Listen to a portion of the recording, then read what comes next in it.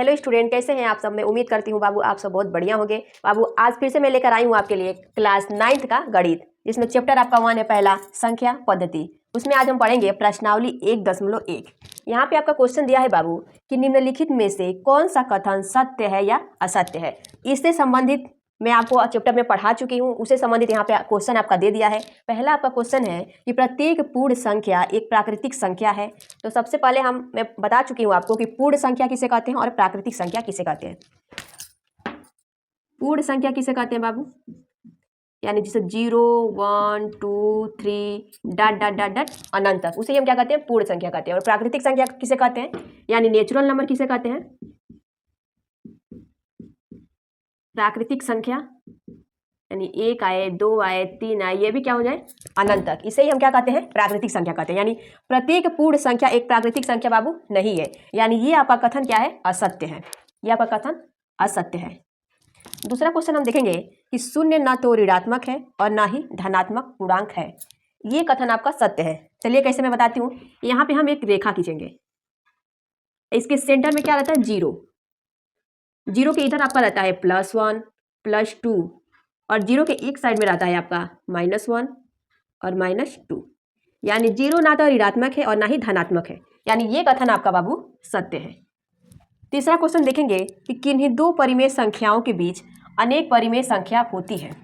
किन्हीं दो परिमेय संख्याओं के बीच अनेक परिमेय संख्या होती है, तो ये आपका कथन असत्य है बाबू, क्योंकि दो संख्याओं के बीच अनंत तक इन्फिनिटी होता है, इनफिनाइट होता है आपका, यानी ये कथन आपका असत्य है। इसी प्रकार चलिए बाबू प्रश्नावली 1.1 का दूसरा क्वेश्चन हम हल कर लेते हैं। दूसरा क्वेश्चन है आपका कि निम्न संख्याओं के बीच परिमेय संख्या ज्ञात कीजिए। यहाँ पे आपका 4 क्वेश्चन दिया गया है।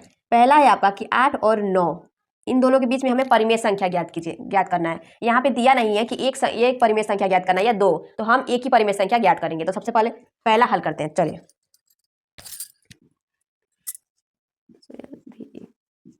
यानी 8 और 9 के बीच हमें परिमेय संख्या ज्ञात करना है। सबसे पहले हम क्या करेंगे बाबू, यहाँ पे एक फार्मूला लगाएंगे, a + b गुणे 1/2 या a + b/2।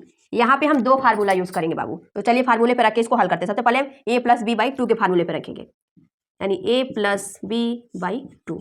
तो a की जगह पे 8 का मान रखा है और b की जगह पे 9 का मान रखना है।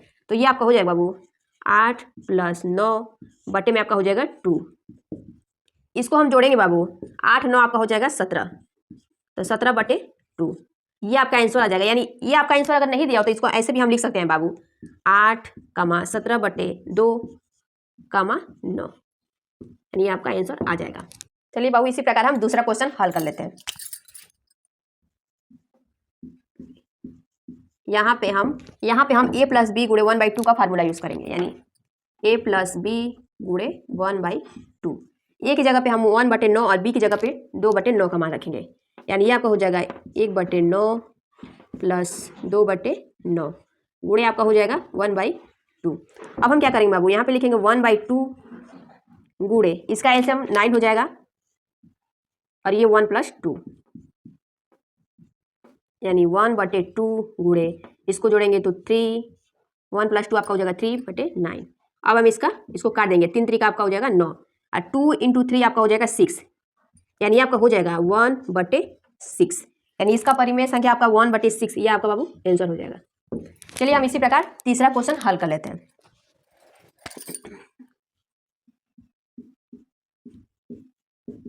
-3 और -4, हम इसको a + b/2 के मान पे रखेंगे, a + b/2।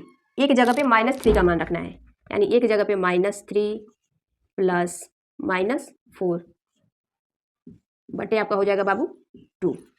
ये आपका हो जाएगा बाबू -3 ± आपका -4 बटे में आपका 2।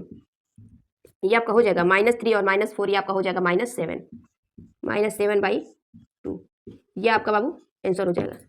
इसी प्रकार ये जो चौथा क्वेश्चन है ये आप खुद से सॉल्व करिएगा बाबू। यदि वीडियो अच्छा लगे तो लाइक, कमेंट, शेयर और चैनल सब्सक्राइब जरूर करें।